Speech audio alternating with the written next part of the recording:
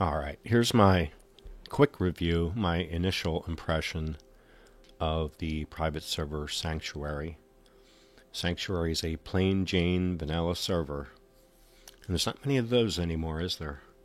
Now, it was supposed to open yesterday, which would have been 10/28 Saturday, but they declared that they were under a DDoS attack, and since that time, in preparation for that, they came up with a unique scheme that I don't think I've seen before.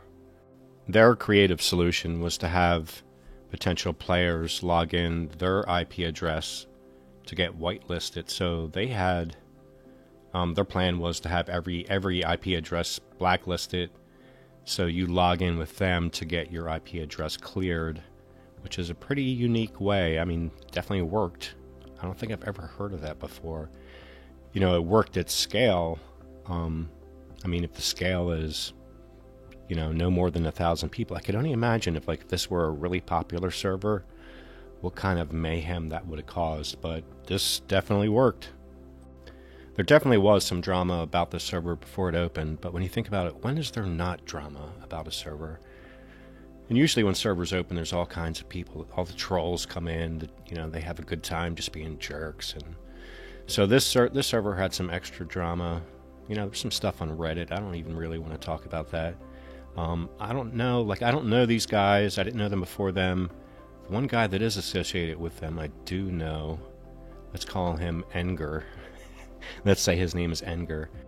I do remember him as a jerk as a player on some vanilla server. I can't remember which one it was now, but yeah, I remember him. He was a complete jerk, like a really advanced jerk. The guy would spend all day, all weeks, months, killing the Defias traitor so that allies couldn't finish that quest. Yeah, I totally remember him. I think everybody remembers him. Everybody on Alliance side killed him. I mean, I don't know how many times I killed him. Yeah, he was just a jerk. I don't know what kind of jerk he was besides that. I don't know, in a professional capacity, I don't know what kind of jerk he was. I remember that guy, remember the hunter that used to have his pet called Red Ridge Boss? And he would spend all day killing all the NPCs in Red Ridge. I remember that guy, another dedicated jerk. I think every server needs a guy like that.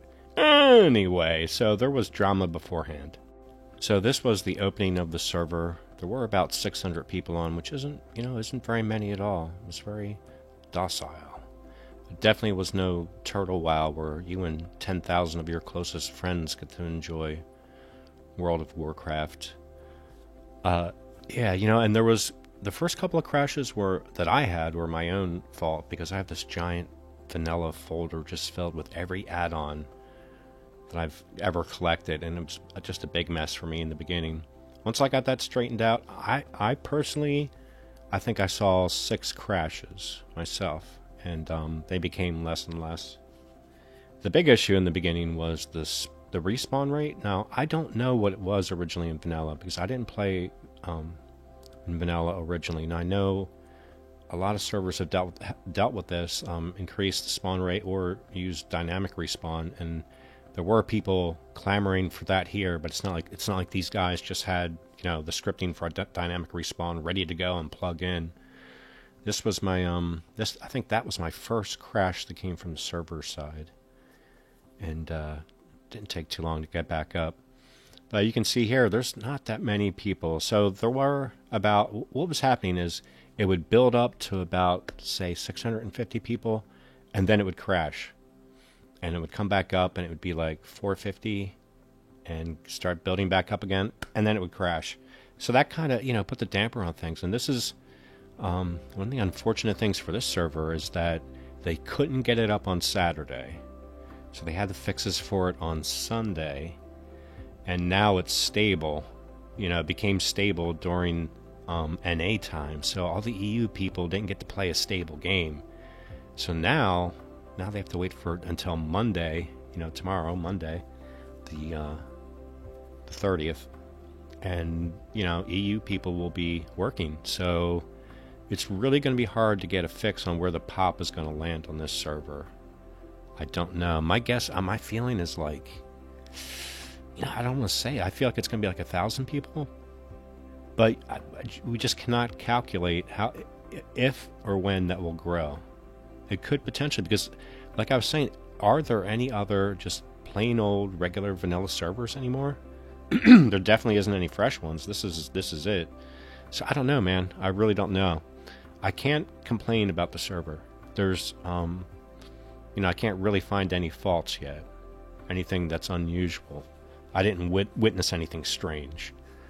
So the only problem is going to be whether that pop grows. Now, like for me personally, I'm not going to be playing here because I've already talked a chunk of my guild into going to a Cata server, to go into Twin Stars. So if I were to play vanilla, the only thing I'd be interested in would be ranking up and playing AV. Man, I'd love to play AV, but it would need to be a high pop vanilla server because, man, to really enjoy vanilla AV, you need a pretty high pop. Otherwise, you're just sitting there waiting in queue, waiting for who knows how long for people to get queued up, and then if you just have like one shitty AV, and you try to get in another one, you're like, man, that's it for the day. I don't know how many people you would need for that. To me, it feels like you need like 5,000 people on a vanilla server to be able to always get into a good AV. But with 1,000 people, you certainly wouldn't have any problems with dungeons or raids if you got a good guild. I mean, that's for vanilla. That's all you need. You need a good guild. So, so I couldn't kill any mobs here because they did not respawn. And I honestly didn't spend a lot of time waiting for it either, because what I've done quite often is I'll just make the run. I'll make the run up. Take the ship and go over and make the run to Ironforge. I'm just used to doing that. So that's what I did here. I made the run. And I kept checking the pop while I was doing this, and it would grow and grow and grow. And then the server would crash, and we'd have to start all over again. So that was the second server-side crash that I witnessed, and then I checked Discord and Gargoth wrote in there for our information. That's why they didn't take any donations beforehand. Kind of funny. Now I'll spare you the replaying of all of this because I had to make this run 3 times. Each time I got to Aberdeen and then it would crash. I'm like, oh fuck, and I'd be all the way back in the beginning again. I was like, oh man, you are killing me. Another interesting thing they did to combat the trolls was to close off chat and just put a general forum that's in by topic, so it's hierarchical now. So that makes it pretty difficult for trolls and edgelords to really have the kind of fun that they want to have. Again, another interesting way to approach a problem.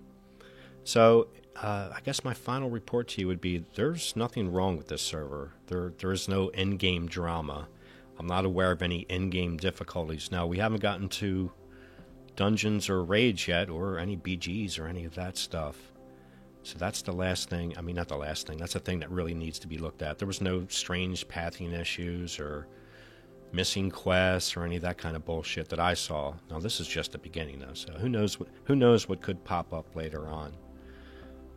The only problems I had were with my own situation, my own add-ons, which I still haven't straightened out. Like, there's a lot of things I want to fix up.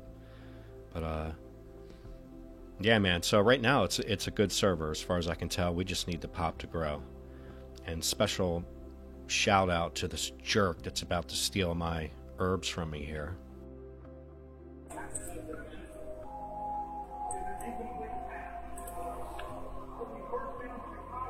Come on, animal, leave me in peace. You jerk! I hate when people do that.